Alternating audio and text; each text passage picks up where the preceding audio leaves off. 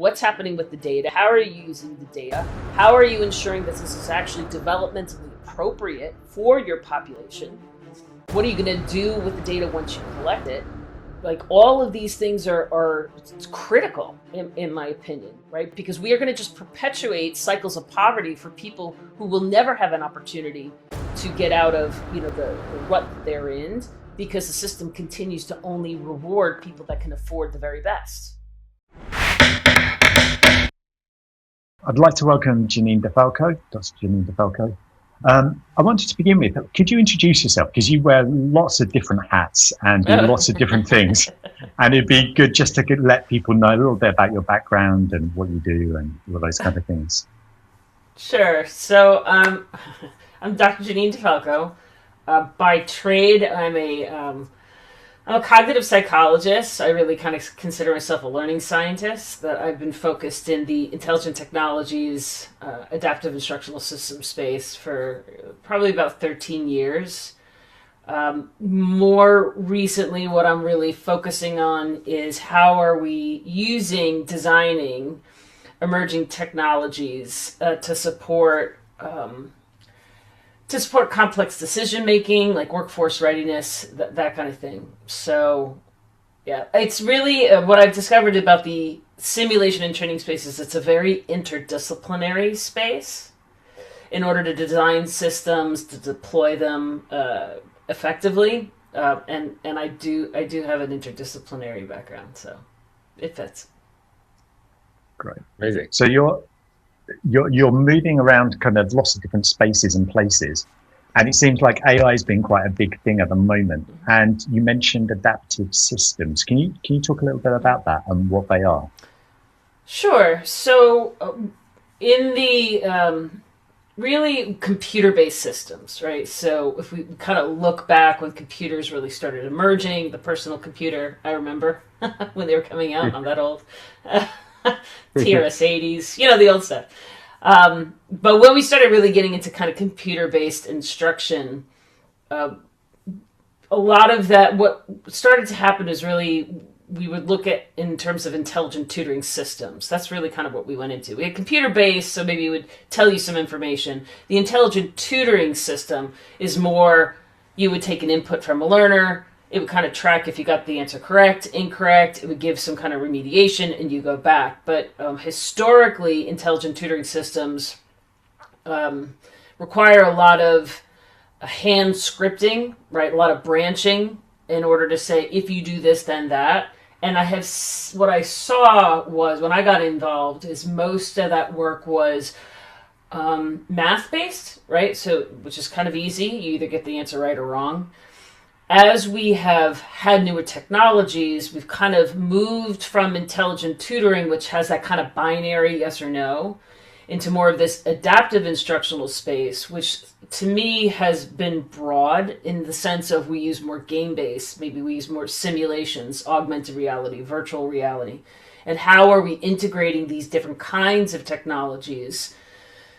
Again, not just to support knowledge acquisition, right? But at least my push has been, yeah, that's great, we know stuff. It's great we know stuff, but what we really want to know is how do we apply that knowledge in context, right? Because that's what we want to know. It's not enough to say I can get a 1 out of 4 chance of getting something correct on a multiple choice exam. I want to be able to kind of pressure test that in context. So the context then becomes the augmented, immersive, simulation, game-based training, where you have lots of different kinds of choices you could make, because it's not often, what I've learned in life is it's not just that there's a right answer. In fact, I had a theater director tell me that once. I was like, what's the right choice? And she goes, it's not about a right choice. It's like, you have lots of choices you can make. What is the better choice, right? So it's a different way of evaluating it. And I look at this moving out, not that we want to leave STEM, but really moving more into what we kind of consider the squishy stuff. The ethical decision-making, problem-solving, leadership, teamwork, problem-solving, what I would think of as transferable skills in the space, especially in a landscape, I think, that's shifting. Like, why are kids going to school? When they get to get out? What is the point?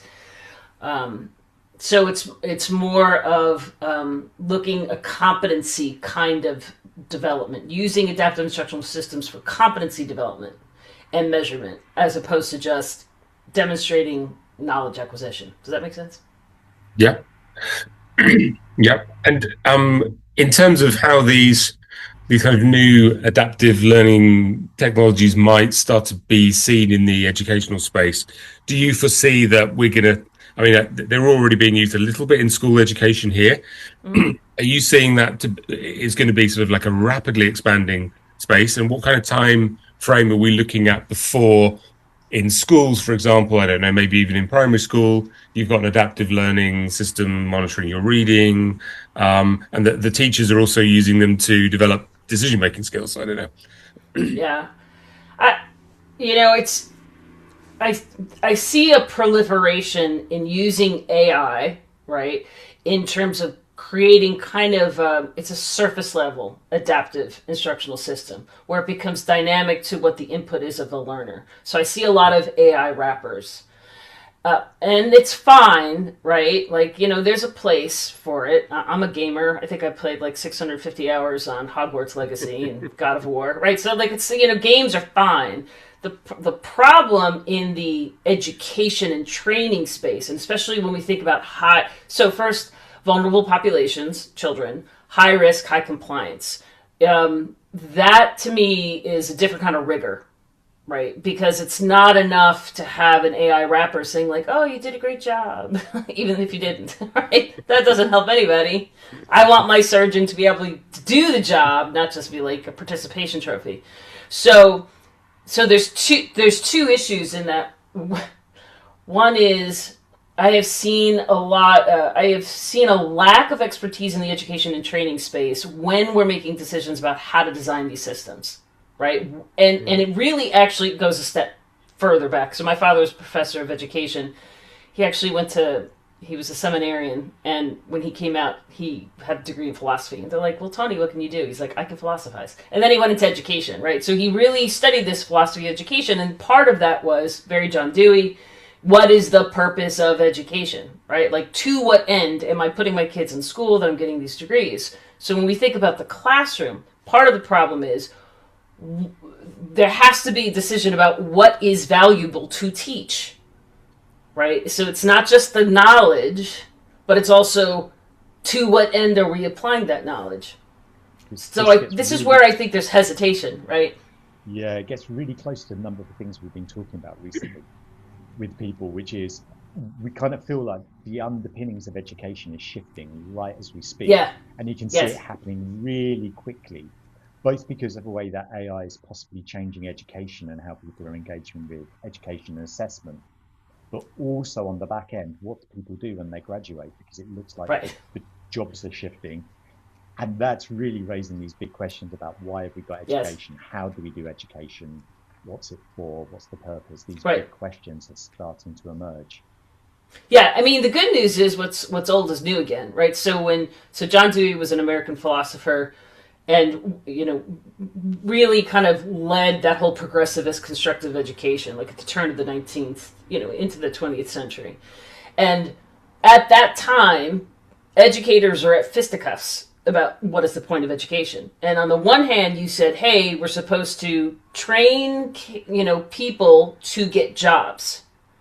Because it was really the Industrial Revolution. Like, let's teach them to go into a factory. Let's teach them to do these things. And Dewey was like, yeah, however, right? How about we teach them how to think? How about we teach them, again, some of these other kind of transferable skills? My father's going to have a heart attack when he hears me talk about Dewey, because he's a Dewey scholar, and I always get it, I kind of got it. But what I know enough is that there was this divide in that space to say we have an industrial revolution, we need workers for this industry, and Dewey was looking at it to say, but we're also in a democracy. And what does that mean? And in a democracy, the only way it works is if you have informed individuals that can think and reason and have kind of this discriminate intelligence. Like what's not necessarily right and wrong, but what's good, what's better, what's best.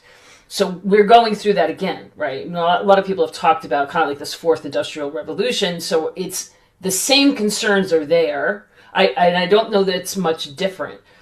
When I was going back to school, it was, should I be a coder? right? Should I become an engineer? Should I, learn how to, and my feeling was like, it's a waste of my time, because at some point systems will be able to tell other systems how to create systems. What I was more interested in is in how do we design them ethically? How do we design them insightfully? And what is the human element in this? And what are those, again, skills and competencies that can stand the test of time when a job then is it's either that job no longer exists because we've outsourced it to robotics or automation. But the other issue is that how do we develop people that can have intelligent, human-centric teaming with automation and AI, right? And this is a lot of things I tell my students. I'm generally pretty flexible when I grade their work. I don't make them write papers anymore. I make them do research. I make them evaluate it. But I say, if I see a single hallucination in your references, it is an automatic 0 without any discussion. Because if you are promoting misconceptions, that's your job, is to make sure it's not a misconception. And if we're not teaching them the critique, right, of the output, then we're going to continue to perpetuate not just misconceptions but harm. That's my opinion. Anyway. Yeah, I mean, one of the difficulties is the kind of the institutional context and frameworks within which those kind of cultures are developing and those priorities are developing. So, for example, in the UK university system that I'm most familiar with, you would think you could have those conversations about what a human-centric education system would look like, but it's not as simple as that, right? You can't just have a kind of a value-based or philosophical discussion about that, because the universities have become businesses. So their strategy is very much led by, hey, there's this new technology and we don't want to scare our students off using it, so we'll incorporate it everywhere, and we'll ask the questions about whether that's ethical, whether that's valuable later on down the line. So my university has just incorporated a whole new load of AI tools, and they're speaking about that. Oh, this is a new great thing. Like, now you have this as standard. Okay, it might be a great thing, but there's no evaluation of that going on in terms of value, ethics, and what kind of education system are we building. So I think one of the things I'm most interested in is where can that conversation happen? What are the spaces for that conversation to happen? And who's genuinely interested in asking those questions away from just kind of business drivers, yeah? We've got to make our university in the top 100 universities, otherwise we're going to collapse economically. So, Adam, don't ask all these awkward questions. I'm all about the awkward questions. Well, I will say, so one of the other hats that I wear is I'm vice chair for AI standards for IEEE. And within IEEE, there's different verticals. And one of the other verticals, I don't have a leadership position in this. So it's AI Standards Committee, right? So we've got like over 60, 70 working groups. But there's also the Learning Technology Standards under IEEE. And under that vertical, I was chair of 2247.4. And that 2247 was for adaptive instructional systems. So my mentor, Dr. Bob Sotomayor, is kind of the godfather of the Generalized Intelligent Framework for Tutoring. Brilliant man, brilliant engineer. He funded my doctoral work because he was the chief engineer in the simulation training lab for the U.S. Army. Anyway, he in this effort of establishing standards for adaptive instructional systems, one of the subgroups we created was the recommended practice for the ethical design and development of adaptive instructional systems. Because again, looking at adaptive instructional systems, AISs, we recognized it was going to mostly influence vulnerable populations, right? Or populations that had very little personal autonomy. So whether that was the military or that was students. So we worked like 5 years on that. And it was so interesting when I would have conversations with some other engineers. They're like, well, you can't tell us what's valuable. You can't, assert a value principle. I'm like, sure we can. Of course, yes, that's the whole point, right? The whole point, at least for AISs, I'm like, look, there's certain things we can collectively agree on. I will just say that my third child is currently finishing her master's in philosophy at Cambridge, and so I actually reference her a lot. She's going to be starting her PhD in philosophy, and I've often asked her to say, like, help me understand the logical framework when I'm faced with people who say you can't assert this principle. And what we, she gave me a little bit of guidance, but the idea is to say, like, we can scope to say, in this space, this is what we collectively think is important. And from that, then, we are going to devise ethical principles as a community to say, this is what's important. I'm not saying for the whole world. I'm just saying for adaptive instructional systems. So what we spent 5 years on this standard, and it was just adopted as a global standard. Now, in the sense that what we did was to say, it's not a thou shalt not. So I'm Roman Catholic by tradition, right? And I know a lot about Roman Catholicism, and it's like, thou shalt not do this thing. And any good Catholic will be like, great, but if I do it this other way, I could kind of get away with it. So I said, this is not what we don't want to do that. What we want to be able to do is to say, here are the principles we think are important, starting with human flourishing, right? And then working our way down. So like transparency, explainability, sustainability, those kinds of things. But what we wanted to say is, how can an organization then, once we understand how we're defining it, how can they then pressure test if they're in compliance? And how do they both represent that internally? What's the documentation for that? And then what is the external representation to a community? And so how is that going to inform their design and deployment decisions? What I recognize is that even though we define the principles and we have a way of kind of doing an audit trail, what we didn't provide were actually the prompts, were the questions for people to ask themselves. Because again, I could say, hey, human flourishing, but then what does that mean? Right. And then how do you apply the principle in context? So in that chapter, what we're doing is we're like, these are the kinds of questions as an organization you should be asking yourself as you are designing these systems. And I think it's going to be a better roadmap, because with technology, again, the minute you say you can't do it this way, someone's going to do a workaround. And I do really believe, a lot of people have said, well, aren't you worried your daughter's never going to get a job in philosophy? I'm like, I think that everybody needs to take philosophy. I think everybody should learn how to think, right?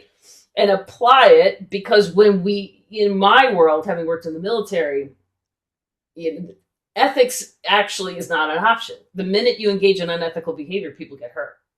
And it is interesting to me when people think it's optional. It's like, it's optional when you think it's never going to affect you until it does, right? And so that is the problem with a university who doesn't do that intellectual, due diligence to say because when we look at the proliferations of all kinds of technologies, the nuclear bomb, mustard gas, all these kinds of things, when we don't think, and yet what is the thing that can happen when we implement this new technology and then people get hurt, that to me is not a great risk management approach.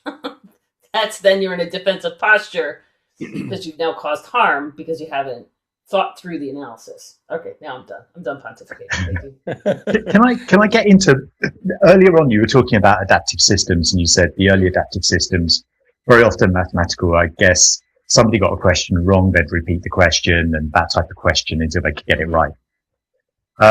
And I guess basic adaptive systems now probably are doing similar things, or do they work differently? What type of data is being collected? Is it literally just about right and wrong, or is wider data being collected? Because I'm aware these systems could collect all sorts of data now about people. And if we think about the kind of companies getting involved, quite often they do social media. And we're aware that those kind of companies have very interesting algorithms that know all sorts of things about you, not necessarily just whether you can get something right or wrong. So I wonder where that data is going and what type of data it is. I'm so glad you asked that question. So it depends on the system, right? That is part of the issue. For intelligent tutoring systems or adaptive instructional systems, computer-based systems, we're still getting, there's the basic metrics like you completed this course and how long did you spend on this course and did you get your exam correct? And like we have those basic kind of measurements. When we start to integrate immersive and augmented reality into those, where now it's more procedural, right? We still have the click and point, like what is the correct answer? And then we have completions, like did I pick up the right hammer? Did I put the needle where it was supposed to be? So and I can't help myself. But so in 2024, I started a company in 2023 in my she cave, not because I think it would do anything, but just because I was like, I think I can do it better.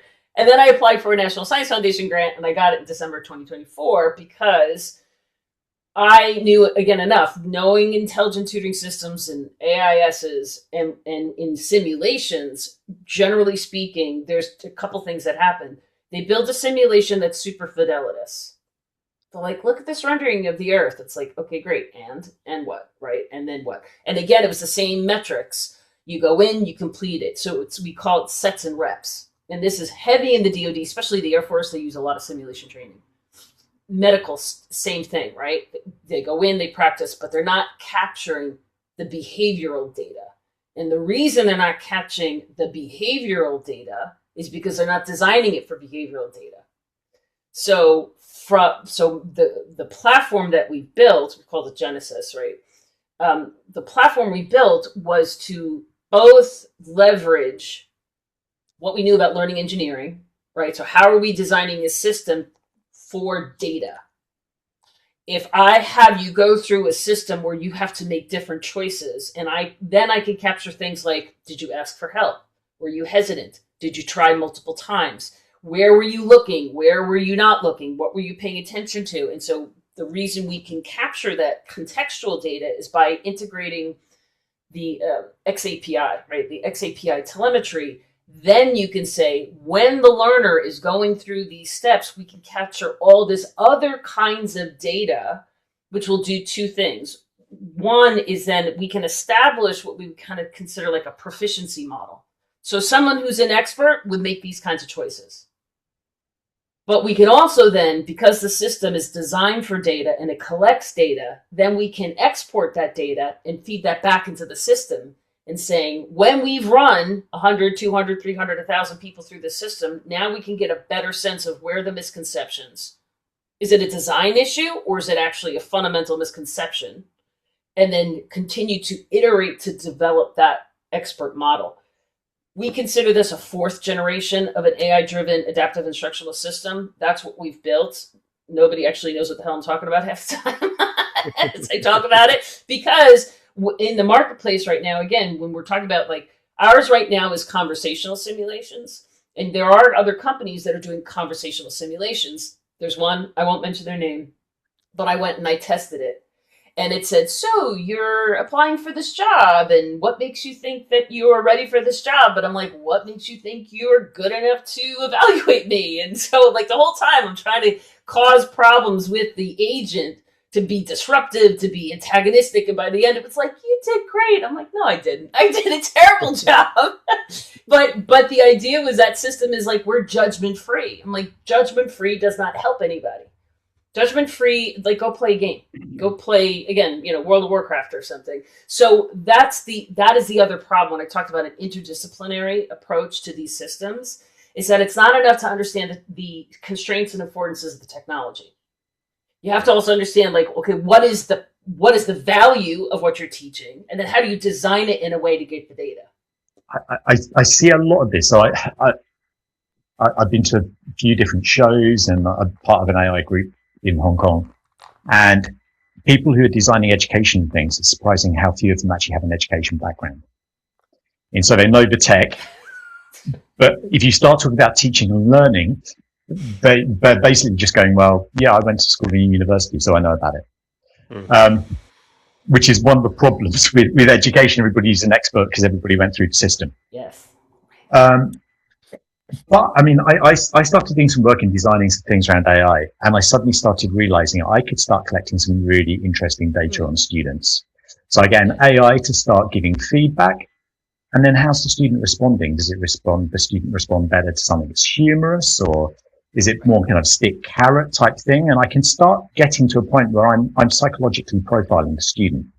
I can start to categorize the student and think of the student in lots of different ways, which are not just academic. And that data can be really powerful from a psychological perspective. I start thinking about what I do as a teacher, and I can start to think about designing a system that works in similar ways to me as a teacher. Right. The thing is, as a teacher, I see a student and then they leave, and 3 or 4 years later, broadly, I've forgotten all about fine-grained detail. But if I'm designing a system with an AI, that data can stay on a system for a long time. And there's a word, interoperability, which has entered my lexicon recently. Yes. And I know there's a lot of talk about this.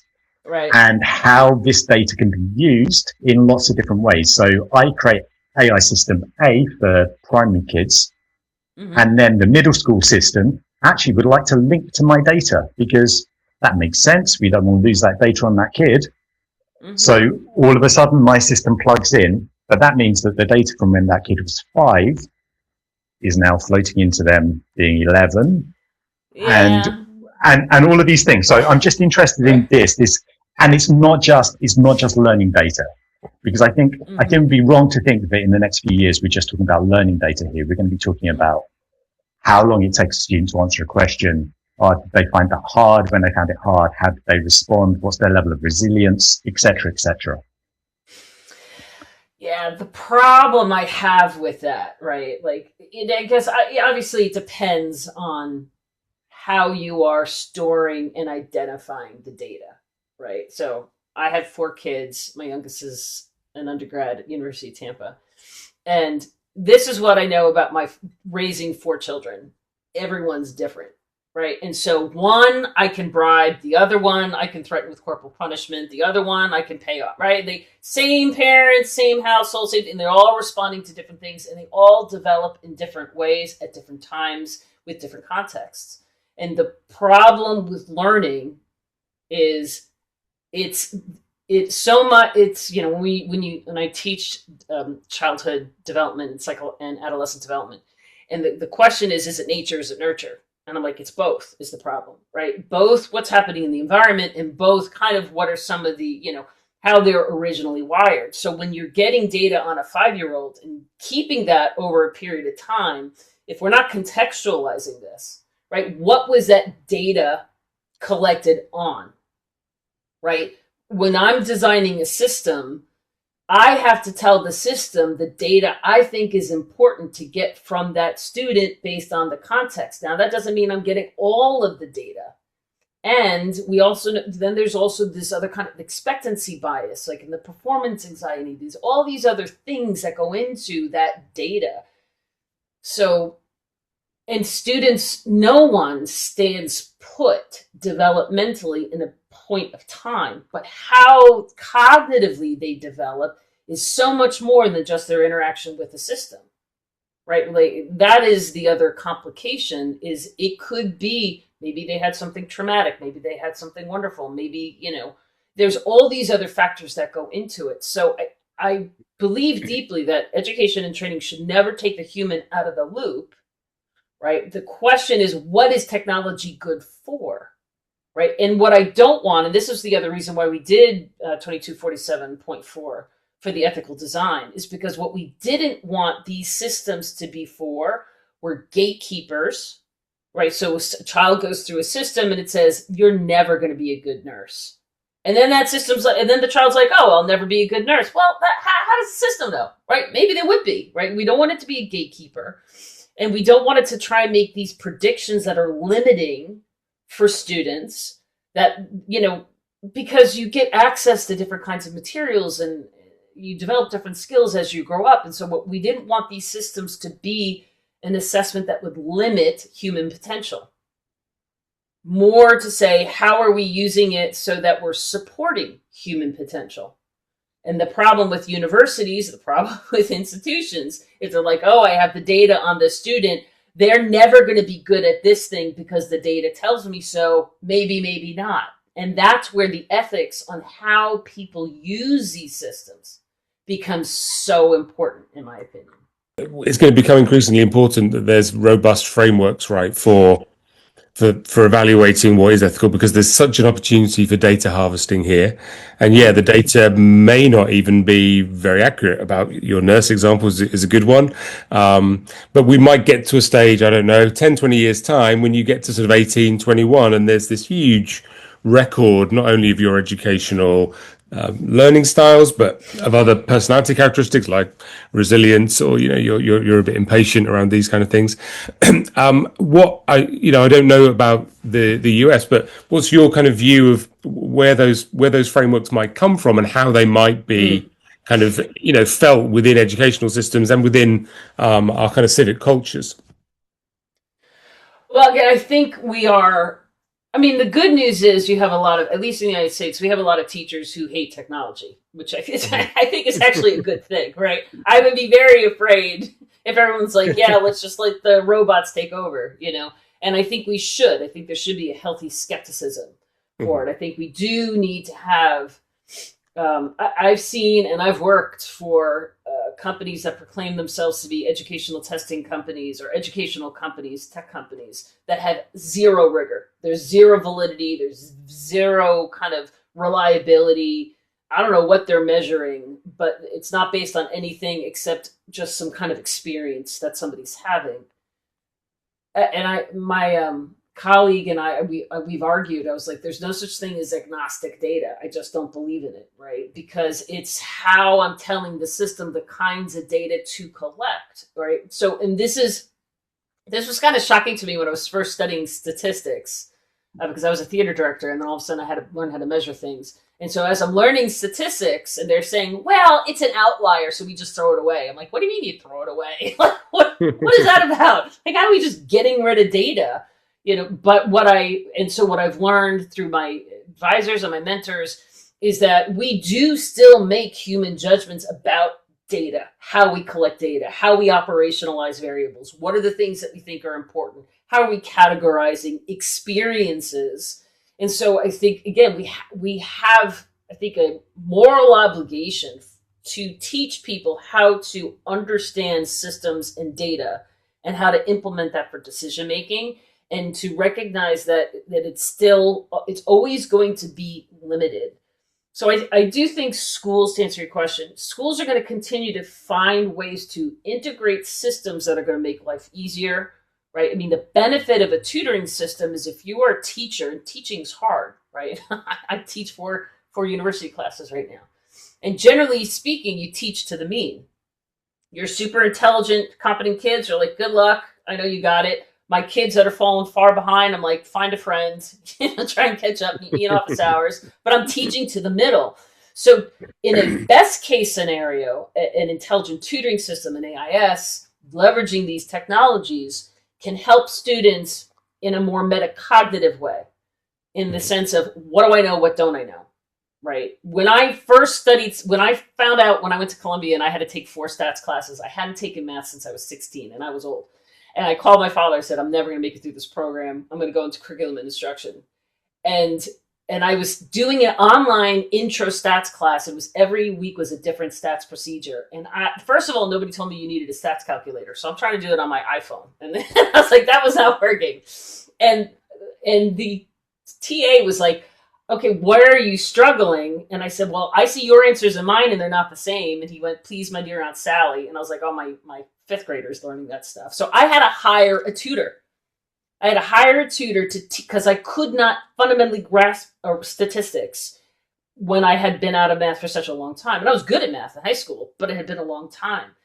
And the tutoring, we know in the tutoring space, is a more effective way of teaching, that one-on-one, right? Do you get it? Do you not get it? Let me go back, let me fix it. But to do that to scale is really, really hard.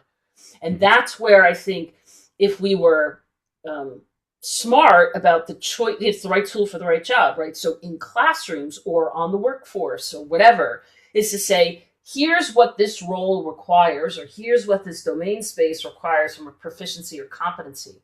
Where are we using technology as an assessment to say, here are the gaps and here's how we can support you so you don't fail out in your first semester or your first 6 months on a job. But using it purely as a filtering system, right? As a sorting system, which education is a sorting system, right? But using it just for that, if we're not designing them in a way that's supporting and assessing people's own understanding, like I do this well and I don't do this well and I need help in this, then what we see is that most computer-based programming has been one size fits all. the e-learning, the videos, right? And it doesn't give you any feedback, doesn't tell you how you're doing.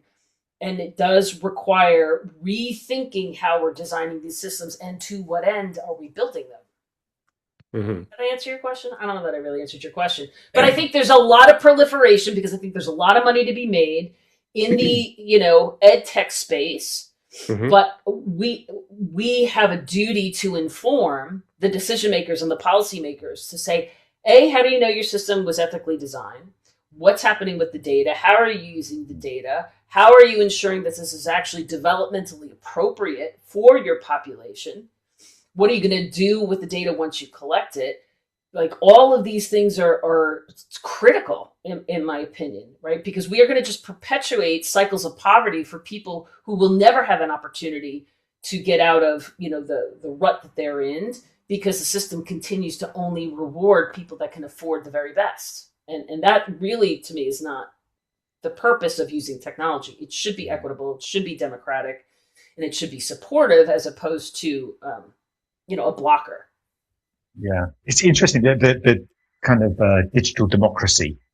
I wonder if we're going to end up in almost a completely different space. I can see a space coming. We were having this conversation the other day, actually, me and Adam. At the moment, there's a sense of the digital divide has been about people who can afford to give their kids iPads and access to computers and fast Wi-Fi, all that type of stuff. I've got a 4-year-old, and I'm trying to keep screens away from him, which is almost impossible. But I'm doing everything I can. He's having swimming lessons and tennis and all sorts of things, and we're doing tons of work on his reading and books to keep him away from it. And I think we're almost going to end up with a completely different digital divide, where we could end up with parents who don't know better actually having computers training their kids, being the school, and richer parents would be sending their kids to schools where it's all face-to-face, one-on-one type time or small group, and a completely reverse of the digital divide. And I think we kind of get this Silicon Valley. I know a lot of CEOs there are like, no, my kids don't, which is really interesting, kind of quite telling. Yeah. Yeah, I think, what is it? The Greeks would always talk about balance, right? It's all about the balance for so many things. I think when you over-index on anything, it's going to be problematic.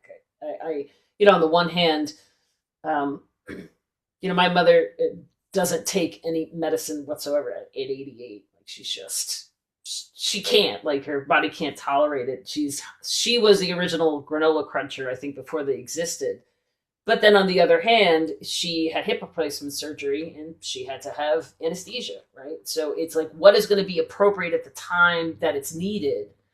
I've seen many parents use technology as like a pacifier for their child, just, because they don't have the time, it's a distraction, and they capitulate to the demands of a screaming, 6-year-old. Sure. So, the question is really just I look at it more in terms of institutional policies or states, right? What is their obligation to either support or regulate the implementation, the integration of these systems? And if we're not looking at them critically and looking at it critically from a human-centric position, right? So what is going to be the best in terms of the development for my child? 100%, screen time all the time, we know that's not healthy, right? But a complete abstinence of technology where they don't understand how to use it in a technology-driven landscape is also going to be a disadvantage as well. So I don't know that, this is the problem with philosophy and ethics. Even in IEEE, they're like, let's establish definitions for all these things. I'm like, you can't, right? This is right. In fact, I was just evaluating a paper for a conference. I'll remain nameless. And they said, we need to operationalize these ethical values. I'm like, you fundamentally don't understand ethics then. Like that's not actually how it works. The ethics and philosophy and values is contextual. It is a dialogic experience. It depends, right, on so much. And this is where I think the rigor is less on the definition, and it's where the implementation, the framework, like how do we understand these problems and how are we answering the problem, And I think most people want just a yes or no. They want a binary. Am I right? Am I wrong? And the problem with ethics and philosophy and even psychology is like, it depends. And it requires more mental, energy in that it depends space than just say, just tell me what to do. I suppose one of the things that that's missing within the civic space, though, is monitoring of all of these things, because this interdisciplinary complex, we want human flourishing to be the outcome of this, right? We want technologies to be used to the purpose of human flourishing, to increase human well-being. So I think, you would be seeing, given the rate of development of these technologies in the education space, you would think the universities might have a board that had some neuroscientists on there, some sociologists. And one of the things that they're looking at is, are these tools making us more stupid? How do they affect like loneliness amongst our students? Right. Blah, blah, blah. You can go on, right? And then, are they making us more effective learners? Are they good for compensating for social mobility? Because now poorer kids maybe can have some adaptive learning modules and really help them to fast track in all the things that used to be the provenance of the middle class in languages and music, blah, blah, blah. But we just don't have that. And there's no sign that we would ever have that kind of monitoring. Like even at the level of the discussion, I would say, in a kind of a university board, the discussion is not about human flourishing. The discussion is really led by the technology. What does the technology do, and how can we incorporate it? So how do we get these conversations to cover all the bases that we need them to? Yeah. So a couple months ago, I was invited to a panel. It was a mini conference in DC. There's a university in Maryland that was looking to institute a learning engineering master's degree, right? Learning engineering is starting to really kind of emerge. It's not instructional design and it's not classroom teaching. It's really, again, this idea of designing technology systems for data. And the dean said, okay, you've seen our program. This is what we're proposing. These are the courses that we think the students should take. What are we missing? And of course, I raised my hand because that's what I do. And I said, for all that is holy, I said that, for all that is holy, make them take a philosophy class, because if you cannot teach them to think, none of the rest of it matters. So I think part of the problem, it was interesting when I was studying civics education in the United States, and like by the 80s, it was no longer really a requirement to understand what democracy actually was. It was just like, okay, forms of government, here we go. The problem for our judicial system is it is based in philosophy. It is all deductive, inductive reasoning. It is all that trying to, think deeply about a problem and not just matching surface features. This is where the interdisciplinary requirement has to happen in schools. Because if our technologists and our engineers and our teachers, our policymakers, our business folks, I deeply believe this, if we are not compelling them to engage in these bigger, broader philosophical discussions, no one's going to bring it to the table. And then this was the problem when I mentioned the TLA chapter, when we said, hey, here are all the questions you should be asking yourselves, is because what I've recognized is that you can say, oh, human flourishing, that's great. What does that mean? And to me, it's not necessary. It's not even enough to say this is what it means as a definition. It's like, these are the questions we need to ask in order to investigate whether we're actually achieving something like human flourishing, transparency, sustainability. So I think when we educate, and this is what I appreciate about IEEE so much, because it's a completely volunteer organization. It is global. We have to reach consensus. But part of the objective for the standards is not just to tell the community of engineers and electricians, here's a standard. It's also supposed to educate the consumer, right? It's supposed to educate the consumer to say, before you buy this product, have you considered these things, right? So it's outwardly facing. And I think in a similar way, institutes of higher learning, at a minimum, should be populating policies and decision-making. Put a freaking philosopher in there. put somebody in there, because what I've learned about philosophy, thanks to my daughter, and my father, who's also a philosopher, what I've learned is a lot of time, it's not just how we define something, it's also how we are thinking about the problem, how we're scoping the answer, and how we are connecting the dots between the premise and the solution, right? Or the proposed solution. Mm-hmm. And trying to, and especially in this LLM AI, generative AI space, when what's fascinating is that we're really close, because I think people are starting to understand how you develop your prompt influences the output. Well, developing a prompt is not that far away from being able to devise a good question, because what I teach my students is if you ask a bad question, you're going to get bad data. Mm-hmm. So we have to teach them what are the important questions that they should be asking. The important question is not what does the technology do? That's kind of important. Like, we want to understand the system. But the more important question is, to what end are we using this? What is the end result for this? And then what's the harm, either by implementing it or not implementing it? Yeah. That's philosophical. That's not technological, and that's not an engineering approach. So teach philosophy. Get them jobs. I think we need them. I mean, I'm very happy with philosophy to be to become a core aspect of all education. I suppose my concern would be that I can imagine. Let's just go forward just a couple of years, maybe just to the end of this decade, to 2030. Let's go there. I can imagine that we're going to have a lot more data then about what's actually happening within the educational space. How are these tools being used? What is the response of educational establishments to incorporating them? How are students learning, etc., etc.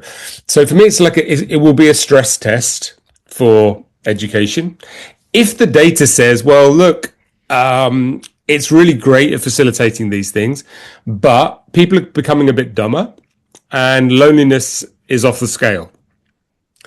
My worry is, even if that were the case, the signs that we would then correct for that at both a social, philosophical, and institutional level are not good. I don't think that we would correct for that. I think that technology has a weird kind of momentum, especially in Western society. Maybe it's more global than I appreciate. But once it kind of gets going, and we have track record on this, don't we, with the smartphones? You know, we rolled the smartphone out, and then like 20 years later, we went, oh, hang on, everybody, this is causing mayhem. You know, everyone's got anxiety and depression and blah, blah, blah.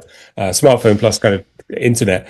So I think one of the things that certainly I'm interested in, is having those conversations like you're suggesting we do have. It's just, where are those receptive voices to? This is an opportunity now, while this stuff is being developed, while it's being incorporated, to say, let's just keep monitoring what the impact of it is, and have discussions about what the overall value set is and what do we want that to look like. I really believe deeply in the volunteer organizations, right? Like an organization like IEEE. There are other bodies out there that are interested in ethics and regulations and evaluating these things. I also think it's important that we educate the population, right? One of the concerns I have with, we're going to implement these technology solutions in the classroom, and then we're going to look at the data and say, oh, it leads to, loneliness, depression, what have you. My question is always, but what was the system? What was it for? What were they using it for? What was the engagement, right?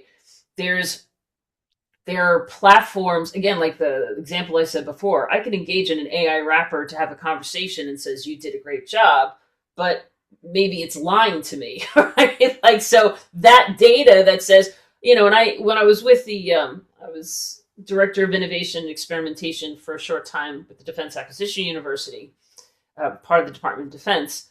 And, I was looking at their training for their acquisition managers, and they were telling me about the metrics that they had for their e-learning courses, right? The stuff that they're deployed online.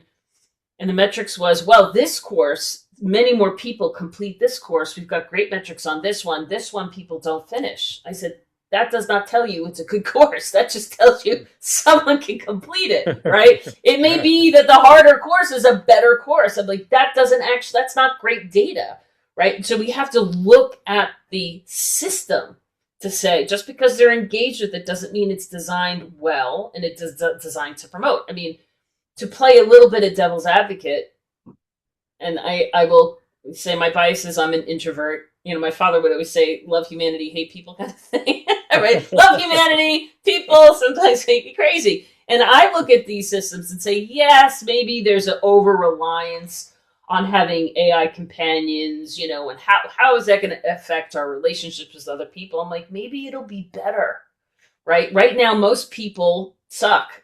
Like most people, they're, mean, they're cruel, they're prejudicial, they can be vindictive, they can be abusive. Like even just learning, like this is, I look at students who have not had good role models. Like what is a healthy relationship? Did they even have that as a role model growing up? And so how can we use these systems to say, like, this is not an appropriate thing to say, or this is hurtful, or have you considered, the perspective of another person? So we can design it in what I would like to see systems where it actually helps support better interactions with humans. Because right now, let's not kid ourselves. War in Iran, people are blowing people up, child pornography, child rings, like people can be horrible. And I wonder, like, how did that happen? And, some of it is just simple reward. You get a lot of money for doing bad things. But I also think at some point, people rise up and they protest, right? So that's only going to sustain for a certain amount of time bad behavior. I look at these systems to say, like, we have an opportunity to, if we use them well, to say, how are we supporting better interactions with other people? Because I don't know that we've got that mastered. Like my undergrad was history. I'll never forget when I was studying American history, which I was not a fan of, but I did like this course. And I was reading a book on Robert E. Lee and Ulysses S. Grant, studying the Civil War. And it was like the first battle of Manassas. So I'm reading this, so they were comparing the two leadership styles of these two generals. And within the Battle of Manassas is considered one of the bloodiest battles of the Civil War. And so what I was reading, it was like within the first 15 minutes, they mowed down 2,000 soldiers. Within the first 15 minutes of that one battle, and I think there was at least two. I think there was two in Manassas, but I know definitely one. And I was like, that's if you took my entire high school on Long Island and put them on the football field and you just shot everybody down. In the scope, and for us, when we study American history, what we knew is that the amount of men that were killed during the 4 years of our Civil War equaled the American Revolution, the War of 1812, World War I, World War II, the Korean War. I mean, it was just the amount of, it was like 600, 800,000 people were killed, right? And in close combat quarters. This is not like over a period of time. The devastation from that war, I said, forget history, I don't want to study it anymore. And so I decided to do that because it was depressing. I'm like, what do I do with the fact that all of this slaughter happened? There's nothing I can do to change that. That's really why I pivoted, because I said, well, how do we make that not happen again? And it's not, we need to study history, obviously, but I'm also interested, but how do we change that course? What are the things that we need to do to create better humans? Because, when you study at least the Western Civ stuff, we've acted horribly with each other. And I don't see it stopping anytime real soon. So I could either be depressed and just never leave my house, right? Or say, I've got to believe that there's a better way that we can do this, right? And maybe we could do it through technology. That's a hypothesis. It leads me on nicely, probably what's going to be our last question. So what does 2049 look like? If you imagine if you imagine 2049, what's happening? How's the world changed? How's that affecting education and learning?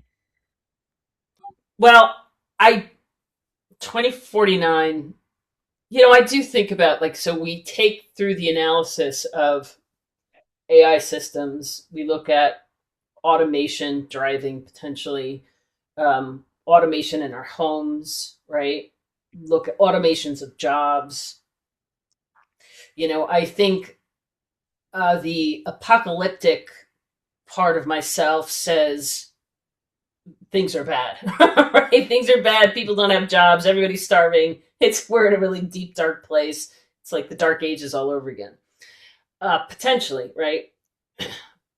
Or we have enough foresight to say, what are the things we need to do as a society to sustain human development? Right? Like on the one hand, I do think a lot about the ancient Greeks just because they're so interesting. I've always found it fascinating. Yes, they had slavery, Right. So they had slavery, but the ruling population was able to kind of lounge around, eat grapes, and philosophize. Like that's kind of what they were, think about literature, go to the theater, that kind of thing. And I thought, well, if we had, I'm probably, this is going to come back and bite me, but if we think about the AI automated system as a serving class, as opposed to a ruling class, right? Like, so we have enough control and monitor what they're doing. How does that then enable humanity to be more self-actualized, to be able to engage in creative thinking and reasoning? Right now, I mean, on a positive note, we think work and occupations is a way of people, how they identify, right? I identify with my job. I identify with what I do. And that could be problematic when you lose your job. Then it changes then to like, well, who am I now? Right? As opposed to saying, who am I now should be the first thing we're operating from. And then what I do is kind of secondary. If we're able to offload what I do so that we can continue to be who I want to be, I think that could be a very promising future.